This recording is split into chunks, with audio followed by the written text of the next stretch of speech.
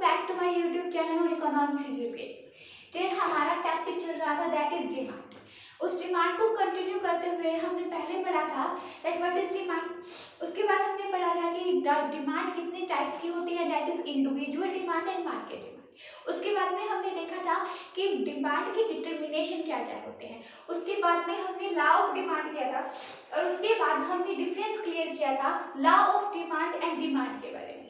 अब उसी चैप्टर को कंटिन्यू करते हुए हम देख रहे हैं आगे that what does demand curve slope downward. What do you mean by this? इसका मतलब ये है डियर कि यहाँ पे हमें पता है कि डिमांड लॉ ऑफ डिमांड क्या होता है। लॉ ऑफ डिमांड क्या कहता है? लॉ ऑफ डिमांड कहता है कि किसी भी कमोडिटी का प्राइस लेवल जब बढ़ जाएगा, क्या कहता है? किसी भी कमोडिटी का प्राइस लेवल जब बढ़ जाएगा तो ऑटोमेटिकली उसकी जो डिमांड है वो क्या हो जाएगी? नीचे हो जाएगी। That is Q, that is Q1, that is P, that is P1। जैसे ही प्राइस लेवल अप हुआ वैसे ही कमोडिटी की क्वांटिटी कहाँ आ गई? यहाँ आ गई।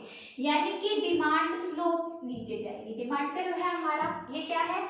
लॉ ऑफ डिमांड कहता है। लॉ ऑफ डिमांड यही कहता है कि किसी भी कमोडिटी का अगर प्राइस लेवल बढ़ेगा तो ऑटोमेटिकली उसकी डिमांड नीचे आ जाएगी, यही कहता है। ठीक है, यानी कि इसका स्लोप अगर यहाँ पे आ जाए तो और नीचे चला जाएगा, ऐसे चला जाएगा, ठीक है, ऐसे होता है। और अगर जितनी भी डिमांड होगी वो इसी पे बनेगी, यानी कि डिमांड कर्व हमेशा ऐसा ही बनता है, यानी कि उसकी स्लोप जो है वो नीचे ही जाती है हमेशा। तो अब ये क्वेश्चन में पूछ रहा है कि ऐसा होता क्यों है? रीजन क्या है स्लोप का नीचे जाने का? हमेशा क्वांटिटी कम क्यों हो जाती है प्राइस लेवल बढ़ने से? तो सीधी सी बात है, पहला तो होता है मार्जिनल यूटिलिटी। मार्जिनल यूटिलिटी ये क्या होता है? मार्जिनल यूटिलिटी स्पेलिंग देख लेना, okay. What do you mean bye marginal utility? Marginal utility का मतलब होता है डियर, हमने देखा था marginal utility, dimension marginal utility. इसका मतलब ये हमें ये बताता है कि अगर किसी भी कमोडिटी को जब हम फर्स्ट टाइम खरीद रहे हैं, जो उपयोगिता जो यूटिलिटी हमारे लिए उसकी है, वो यूटिलिटी वो उपयोगिता जब हम उसी चीज को दोबारा खरीदेंगे प्राइस लेवल बढ़ने पर, तो उस चीज की वही यूटिलिटी हमारे लिए नहीं रहेगी। सीधी सी बात है। फॉर एग्जाम्पल, जब हमें फर्स्ट टाइम मतलब भूख लगी और हम रोटियां खा रहे हैं, पहली बार हमने पहली रोटी को देखी जब हमें भूख लगी है तो बस भूख के मारे मरे जा रहे हैं, लेकिन जब एक रोटी खा लेंगे तो क्या दूसरी रोटी उतनी ही स्वादिष्ट लगेगी? नहीं ना। तो बस वही बात है, ओके। किसी भी चीज की यूटिलिटी उपयोगिता हमारे पास बार बार खरीदने से या दूसरी बार खरीदने से उसकी यूटिलिटी उस वस्तु की उपयोगिता हमारे लिए कम हो जाती है, इसलिए और प्राइस लेवल बढ़ने पर हम उसे दोबारा उतना प्रेफरेंस नहीं देते। सेकंड टॉपिक, सेकंड बात होता है डिफरेंस यूजेस। डिफरेंस यूजेस मतलब एक ही चीज के बहुत सारे क्या होते हैं? बहुत सारे यूजेस होते हैं। फॉर एग्जाम्पल चना, आपकी एनसीईआरटी बुक के अंदर चने का एग्जाम्पल दिया हुआ है। चने का प्राइस लेवल, चने का उपयोग किस किस में करते हैं? घोड़े के खाने के लिए भी होता है और मनुष्य के खाने के लिए भी होता है। तो मान लेते हैं कि चने का प्राइस लेवल क्या हो गया? बढ़ गया, महंगाई आ गई। अब जो खाना हम घोड़े को भी दे रहे थे और खुद भी खा रहे थे, अब हम क्या करेंगे कि इतनी इंपॉर्टेंट चीज का जब प्राइस लेवल बढ़ गया तो अब हम क्या करेंगे? इसको घोड़े के खाने के लिए नहीं देंगे, हम खुद के खाने के लिए करेंगे। तो अब क्या हुआ? जैसे ही जो चीज घोड़े के खाने के लिए यूज हो रही थी तब ज्यादा खरीद रहे थे क्योंकि हम भी खा रहे थे और घोड़ा भी खा रहा था। अब घोड़ा नहीं खा रहा तो प्राइस लेवल बढ़ गया तो घोड़ा नहीं खा रहा, अब तो क्वांटिटी क्या हो जाएगी? ऑटोमेटिकली नीचे आ जाएगी। बात समझ में आई? जब सस्ती थी चीज तो हम ज्यादा खरीद रहे थे और अब महंगी हो गई तो सीधी सी बात है नहीं खरीदेंगे, मानव के व्यवहार में, ठीक है। डिफरेंस यूजेस है इसलिए उसकी स्लोप क्या जाती है? नीचे चली जाती है। तीसरी बात, कंज्यूमर ग्रुप।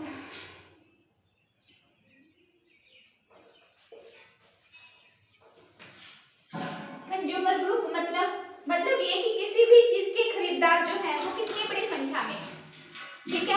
अगर चीज महंगी हो जाएगी बहुत सारे लोग उसे खरीदने से मना कर देंगे और खरीदेंगे भी नहीं,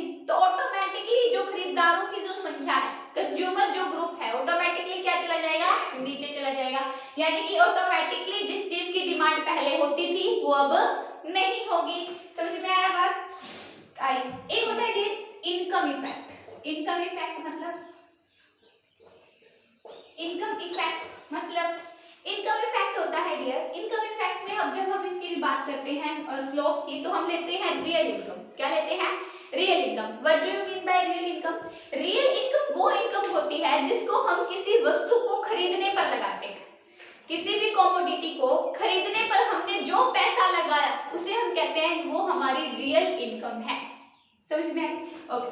तो जो रियल इनकम है वो ऑटोमेटिकली वस्तुएं महंगी होने पर कम हो जाएगी, क्योंकि हम जो पैसा हम जो पहले लगा रहे थे वस्तु को खरीदने में, जो पैसा हम पहले लगा रहे थे वो हम नहीं लगाएंगे। क्यों? क्योंकि मार्केट में क्या हो गया? ऑटोमेटिकली प्राइस बढ़ गया। प्राइस बढ़ने से ऑटोमेटिकली डिमांड नीचे आ गई। क्यों आ गई? क्योंकि हमने जो रियल इनकम पहले लगा रहे थे, जितनी हम रियल इनकम लगा रहे थे, अब हम उतनी रियल इनकम नहीं लगाएंगे। इसलिए क्या हो जाएगा? इनकम इफेक्ट की वजह से भी होता है। ओके। एक होता है substitution. Substitution effect. What do you mean by this?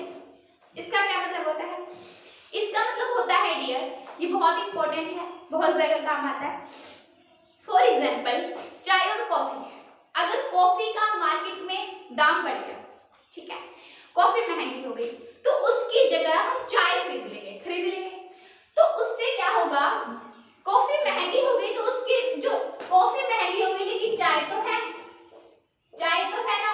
Coffee की डिमांड बढ़ गई, कॉफी की डिमांड गिर गई बिकॉज ऑफ प्राइस लेवल बढ़ गया, लेकिन चाय की डिमांड बढ़ जाएगी। ठीक है, चाय की डिमांड बढ़ जाएगी तो प्राइस लेवल, पहले कॉफी खरीदने वाले लोग कितने थे? इतने थे। पहले कॉफी खरीदने वाले लोग कितने थे? इतने थे। अब बढ़ गई रेट, कॉफी खरीदने वाले लोग कितने रह गए?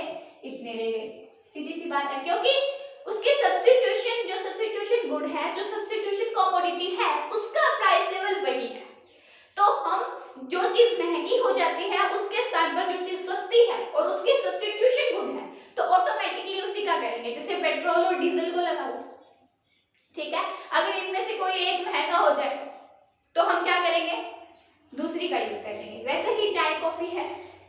ओके, ये था हमने why does demand curve slope downward, कि जो डिमांड कर्व है उसकी स्लोप डाउनवर्ड क्यों जाती है। बहुत सारे कारण हैं इस बुक में, आपकी बुक में तो बहुत थोड़े से दे रखे हैं, कुछ भी बहुत सारे हैं। आप अपने मानवीय व्यवहार में देखिए कि आप किस किस चीज का यूज कम कर देंगे, किस किस कंडीशन में।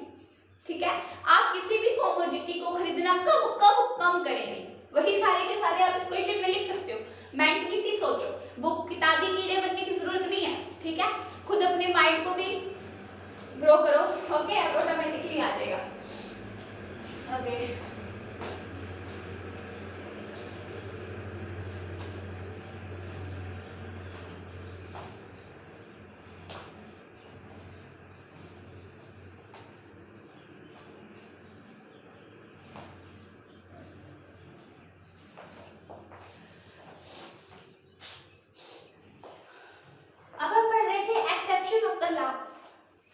Demand. What do you mean bye exception of the law of demand? इसका मतलब ये होता है डियर, इसने बोला लॉ ऑफ डिमांड क्या कहता है। बार बार देखिए, आपने अगर लॉ ऑफ डिमांड ध्यान से पढ़ लिया तो इस बेस पर कोई भी क्वेश्चन आए आप आराम से हैंडल कर सकते हो। ठीक है, बट लॉ ऑफ डिमांड क्या कहता है? लॉ ऑफ डिमांड ये कहता है कि किसी भी कमोडिटी का प्राइस लेवल बढ़ने से ऑटोमेटिकली उसकी क्या हो जाएगी? क्वांटिटी नीचे आ जाएगी। यही कहता है हमारा लॉ ऑफ डिमांड। अब ये एक्सेप्शन क्या कहता है? एक्सेप्शन क्या होता है? अपवाद। इसे हिंदी में क्या बोलते हैं? अपवाद। अपवाद मतलब वो कंडीशन बताओ जहां पर आपका मांग का नियम लॉ ऑफ डिमांड फेल हो जाए। क्या बोल रहा है कि एक्सेप्शन क्या है लॉ ऑफ डिमांड के, कि ऐसी कंडीशन, ऐसी सर्कमस्टेंसेस कौन कौन सी होती है जहां पर आपका लॉ ऑफ डिमांड फेल हो जाए। What do you mean bye fail होना? फेल होना मतलब ये है कि जब ये कंडीशन बताओ, ये कंडीशन क्लियर हो गई, ये कंडीशन बताओ जब आपका प्राइस लेवल क्या था, अब था, तब आपकी डिमांड ये थी, और जब आपका प्राइस लेवल कम हो गया तो तब आपकी क्वांटिटी बढ़ गई। है ना जी, बात धक्का देने वाली बात है ना। बिल्कुल है, यानी कि आपका जो स्लोप है वो ऊपर की तरफ जाना चाहिए, ना कि नीचे की तरफ। ये वाला कर्व होना चाहिए। किस कंडीशन पे आपका लॉ ऑफ डिमांड फेल हो जाएगा? ये वाला लॉ ऑफ डिमांड नहीं चलेगा, ये वाला लॉ ऑफ डिमांड आएगा। कौन सी कंडीशन होगी? अब ये कंडीशन, ऐसी कंडीशन तो पहली बात तो तभी होगी जब आपको किसी चीज की नॉलेज नहीं होगी, सीधी सी बात है, ठीक है। इग्नोरेंस, अगर आपको किसी चीज के बारे में पता ही नहीं, मूर्ख हो आप, तभी ऐसी कंडीशन आ सकती है। अभी आपको पता ही नहीं मार्केट में क्या चल रहा है, किस चीज के रेट बढ़ गए, किसी चीज के रेट कम हो गए, क्या कुछ चल रहा है, तभी हो सकता है, ठीक है। और दूसरी बात ये हो सकती है जब आपके पास भी बहुत ज्यादा पैसा हो, फॉर एग्जांपल प्रतिष्ठा, अपनी शोहरत को दिखाने के लिए, प्रतिष्ठा को दिखाने के लिए आप जानबूझ के कोई चीज खरीद रहे हो, तभी ऐसा हो सकता है कि आप प्राइस लेवल बढ़ाओगे, तब आप उस चीज की क्वांटिटी, फॉर एग्जांपल हीरे हैं, हीरा है ना, लग्जरी कार है, वो हम कब खरीदते हैं? रेट बढ़ जाए तो आराम से, इतनी महंगी चीज खरीदी हमने। अब छोटा सा एग्जांपल लो, बुलेट और बाइक में कितना फर्क होता है? कितना होता है?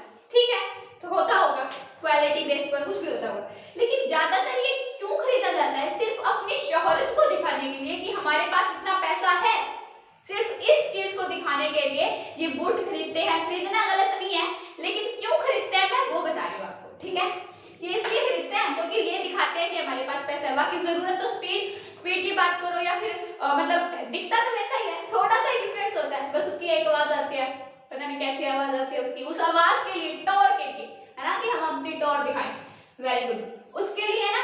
अगर प्रतिष्ठा दिखाओगे तब आपका ये नियम फेल हो जाएगा, ये होगा। आपको किसी चीज की नॉलेज ही नहीं है, तब आपका ये नहीं, ये होगा। एक और कंडीशन होती है जिसे हम कहते हैं गिफ्टन वस्तुएं, गिफ्टन गुड, यानी कि इसे हिंदी में भी गिफ्टन ही कहते हैं, गिफ्टन वस्तुएं। What do you mean by Giffen वस्तुएं? गिफ्टन वस्तुएं वे होती है, एक तो क्या बिल्कुल ही घटिया चीजें, और एक होती है उससे थोड़ी ऊपर, ठीक है। एक होती है निम्न कोटि की, और एक होती है गिफ्टन, और एक होती है बिल्कुल ही घटिया। तो ये जो गिफ्टन वस्तुएं होती है ना डियर, इनका जब मार्केट में प्राइस बढ़ जाता है ना, तो लोग इन्हें खरीदने लग जाते हैं, ऐसा मानो कि व्यवहार में, ठीक है, ऐसा होता है। गिफ्टन वस्तुओं के साथ ऐसा होता है कि जब उनका प्राइस लेवल बढ़ जाता है तो ऑटोमेटिकली उनकी क्वांटिटी भी बढ़ जाती है, ठीक है। गिफ्टन वस्तुओं का इनकम के साथ तो क्या होता है? नेगेटिव रिलेशन होता है इनकम के साथ, लेकिन किसके साथ? प्राइस के साथ क्या हो जाता है? पॉजिटिव रिलेशन होता है। किसके साथ? प्राइस के साथ क्या हो जाता है? प्राइस के साथ क्या होता है? पॉजिटिव रिलेशनशिप होता है। तो हमने आपको दो टॉपिक क्लियर किए यहाँ पर डिमांड के, डिमांड चैप्टर के दो टॉपिक हमने यहाँ पर डिस्कशन किए, that is why does the demand curve slope downward, कि जो डिमांड कर्व है, डिमांड कर्व ये है, इसकी जो स्लोप है वो नीचे की तरफ क्यों जाती है? क्यों जाती है?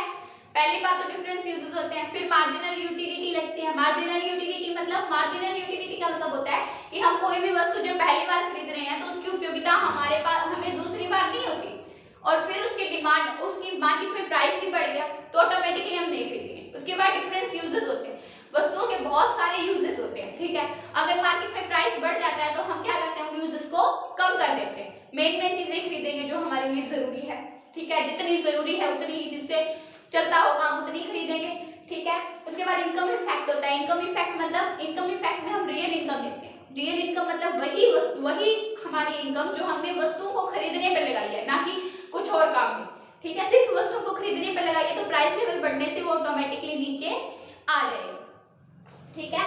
और भी होता है कंज्यूमर ग्रुप। कंज्यूमर ग्रुप मतलब प्राइस लेवल बढ़ने से जनसंख्या की एक बहुत बड़ी मात्रा, लगभग सभी लोग, मानवीय व्यवहार है तो सभी करेंगे, वो क्या करते हैं? जिस चीज का रेट बढ़ गया उन्हें खरीदना बंद कर देंगे। फॉर एग्जांपल प्याज की महामंदी आई थी, अभी पीछे आई थी, मोदी जी के राज में आई थी ना, उस टाइम क्या हुआ था? प्याज खाना ही बंद कर दिया था, भूल गए थे लोग सब्जी में प्याज भी डालते हैं, ऐसी स्थिति आ गई थी ना, तो वो सारे मानवीय व्यवहार में, ओके। उसके बाद हमने पढ़ा था exception of the law of demand. Exception मतलब कि डिमांड, जहां पर आपका लॉ ऑफ डिमांड फेल हो जाता है, उन कंडीशंस को एक्सप्लेन कीजिए। तो ये सिर्फ 3 ही कंडीशंस होती हैं। पहली होती है कि हम मूर्ख हैं, हमें किस चीज का पता ही नहीं, हमें पता ही नहीं कि मार्केट में कब किस चीज का प्राइस क्या था और कब किसका क्या था, ठीक है। दूसरी चीज यही होती है जब हमारे पास पैसा बहुत होता है, हम ये शो ऑफ करते हैं कि हमारे पास पैसा है। तीसरी कंडीशन ये होती है कि गिफ्टन वस्तुएं ये होती है कि बिल्कुल घटिया नहीं होती, बिल्कुल घटिया तो नहीं होती, लेकिन थोड़ी सी निम्न कोटि से भी नीचे आती है। ये सारी की सारी वस्तुएं वे होती है, ठीक है। ओके, सो आगे हम डिस्कशन करेंगे और टॉपिक, एक दो वीडियोस और चलेगी इस डिमांड चैप्टर पर। Okay, so I hope you like my video. If you like my video, please like, share and subscribe my channel. Thank you.